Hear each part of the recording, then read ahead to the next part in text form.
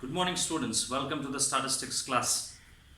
In the previous classes, we have learnt about measuring a trend using the method of moving averages. And I have explained to you and I have given you all the types of moving averages, whether it is 3-period moving averages, 4-period moving averages or 5-period moving averages. So this day, now we will learn the other method, which is called as a least squares method. You may be knowing and you might have understood the problem with moving averages. What are the disadvantages? What are the demerits of moving averages? You might have understood by now. I would like to say to you, method of moving averages will not give us the trend values in the beginning nor at the end. You might have seen that. I have explained to you around 4 or 5 problems. You see, if it is 3 yearly, we will not get the first moving average and the last moving average. If it is 4 yearly, we will not get the first 2 moving averages and the last 2 moving averages. If it is 5 yearly, again we see the first 2 moving averages and the last 2 moving averages will not be able to get it. Number 1, that is one of the disadvantage. Number 2 is it cannot be used for predictions. We can only identify what type of a trend the time series shows. Whether it is an upward trend, whether it is a downward trend, or whether it is a steady trend is what we will be able to identify through that method of moving averages. But it's very difficult to use that method and predict for the future. Okay, so that is the reason why that method is not that efficient for us. It's only good to identify, but it is not good to predict for the future. And it is not also based on mathematical relation. There is no relationship between the time and the values.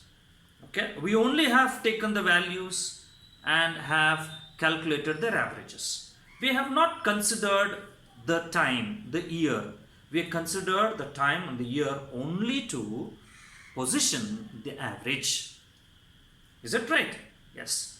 So time point was used only to position the average that we have calculated, whether it is a 3-yearly average or 4-yearly average or a 5-yearly average. We have used time points only to position them. But we never use the time, the values that have been given, the years that are given for us in the calculations. So it is not mathematical. That is the reason why it is not that effective.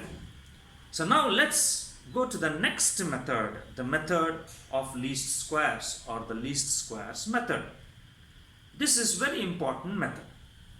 And this is the method which will help us very much to identify the trend, what type of a trend it is. At the same time, it will help us to predict for the future.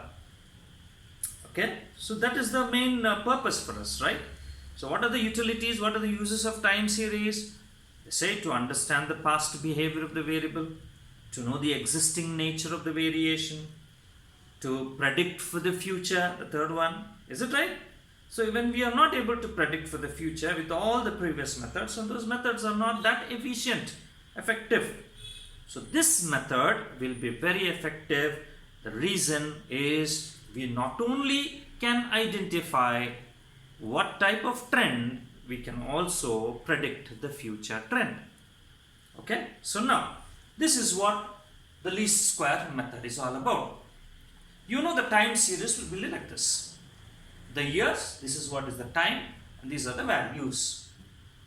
Okay, now what are we doing in this? We establish a relationship between these two.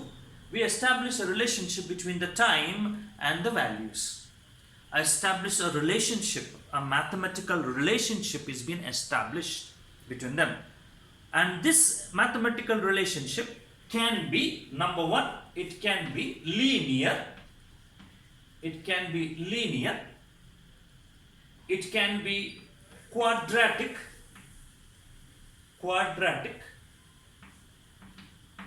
it can be exponential. Three types of mathematical relationships we can establish. Number one is linear, number two is quadratic, and number three is exponential. These three relationships we establish, students. Using these three relationships, we can identify the trend and predict the trend. Right? So with these relationships, students, I will just tell what this method is all about. Using these relations, I will go in detail one by one later. But let me explain to you. With these equations, we can find the trend values. Okay? We can find the trend values. What do you mean by trend values? What are the trend values? In other words, we call them to be as estimated values. As we have, calculated moving averages, the last column.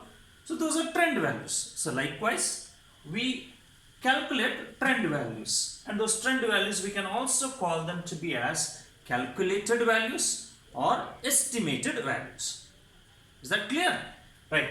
Now, based on these trend values, we can plot a line, a trend line. And that trend line is called as line of best fit. The line of best fit. Using this trend values, we can plot a line, and that line is called as the line of best fit. And to fit this line of best fit, we have to follow certain conditions. What are those conditions? Number one, the condition is the sum of all actual values, the difference between the actual values and the estimated values should be always equal to 0. This is the first condition, students. What is the first condition? That this y cap, what do you mean by this? We call this as a y cap. Y cap is called as an estimated value. The difference between, the sum of the difference between the actual value and the estimated value should be always equal to 0. This is the first condition to have the line of best fit. The second condition is the sum of all squared deviations between, sum of all squared deviations between the actual value and the estimated value should be the least. Should be the least, or it is called as a minimum. Okay? I repeat, students. What we do is we establish a mathematical relationship between time and values. This mathematical relationship, right, can be linear, or it can be quadratic, or it can be exponential. Using these equations, mathematical equations, we can calculate the trend values. We call them as estimated values. Okay, and these trend values are estimated values. I denote them to be as y cap. Okay, like for example, for 2011, this is the actual value, and we have calculated our average. That would be the estimated value. Is it right?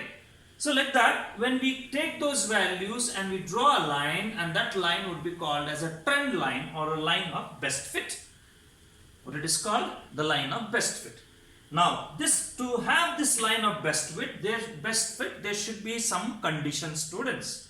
What are those conditions? Number one is that the algebraic sum of the deviations taken from the difference between, right, the actual value and the estimated value should be equal to 0. The sum of the algebraic sum of the deviations taken from the actual value and the estimated value should be equal to 0. That is the first condition. The second condition is the sum of all the squared deviations taken from the actual value and the estimated value should be the least. These are the two conditions. Since this will be the least, the squared deviations will be the least, students, That is the reason why this method is called as a least squares method. This method is called as, what it is called? Least squares method. Now this method is very important, students, for us. This method is mathematical one. What are the merits of this? What are the merits of these methods? Number one, this method is, right, merits. I'm writing the merits on the board. Right? It is highly efficient. Highly efficient. Why it is highly efficient? Reason is just because it is mathematical. Because we establish a mathematical relationship between time and the values. Okay? Right? We are not keeping time. We are using time also into our calculations and get the values, get the trend values. That is the reason why it is highly efficient. Number two, you can say in this method, we get the trend values for all time points. We get the trend values for 2011 also, 2012, even till 2016. For all the years, we can find the trend values. Whereas in moving averages, I told you in the beginning, trend values will not be there in the beginning nor the end. For 3 yearly first moving average will not be there, last moving average will not be there, like that. So, but in that method we will be getting only the averages at the center. But in this method, that is the least squares method, we will be getting, right, all the trend values. Trend values can be calculated or can be estimated for all the years. For all the years can be calculated for all the years.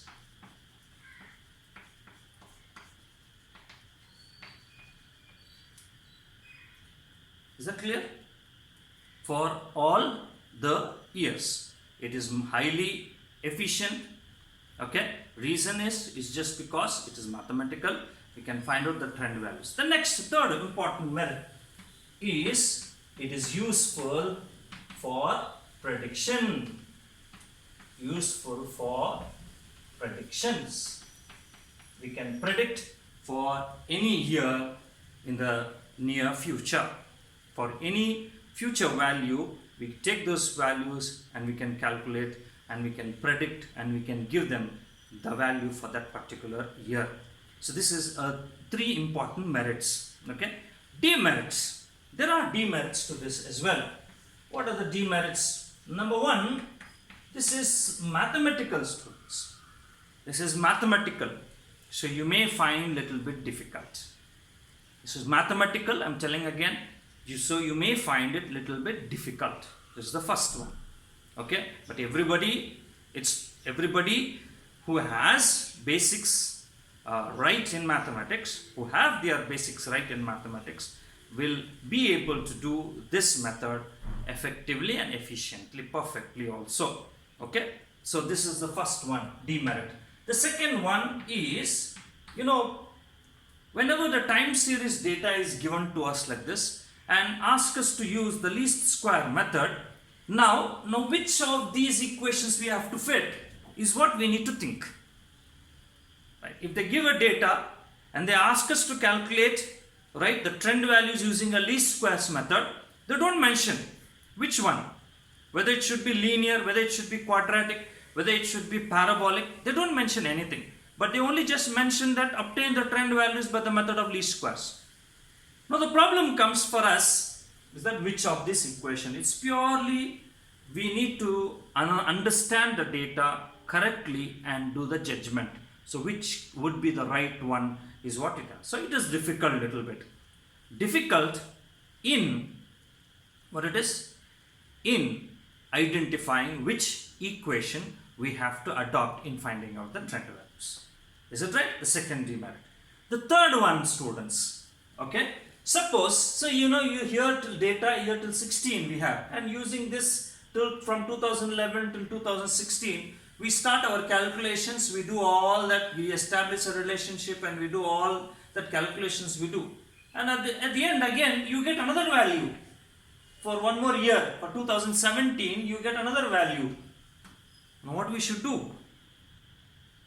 The whole process has to be repeated again. Again, this whole thing has to be changed. Right from the beginning, we have to start. We cannot continue it. You understand? We cannot continue it. So whenever you come across with this, okay, any new fresh data is available. Fresh data is available for the time series. The thing that what we need to do is this method, we have to start from the beginning. So these are the demerits. Number one, it's mathematical. You may find it difficult. Number two, what is that number two? Right? Tell me, what is that number two? It's only just purely by judgment. We have to use a relationship, because certain times we will not be able to. For our PUC syllabus, that is different, students. Okay. In case in the future, when you are supposed to find out the trend values, a time series given, then immediately you have to look at the data and identify whether should I go for linear equation, quadratic equation, or an exponential equation. You should be able to understand. Okay. So that is little difficult to it. So that is one of the demerit of it. And the third one is, if fresh data is available to us, what are we supposed to do? We can't continue the calculations, but we have to start again from the beginning the calculations. So these are the three demerits, right? You understand? Three demerits of this method of least squares. Okay? Right. In the next class, I will explain to you one by one the first equation, the second equation, and the third equation. Okay? And relatively, we'll start solving the problems. Okay? Thank you very much.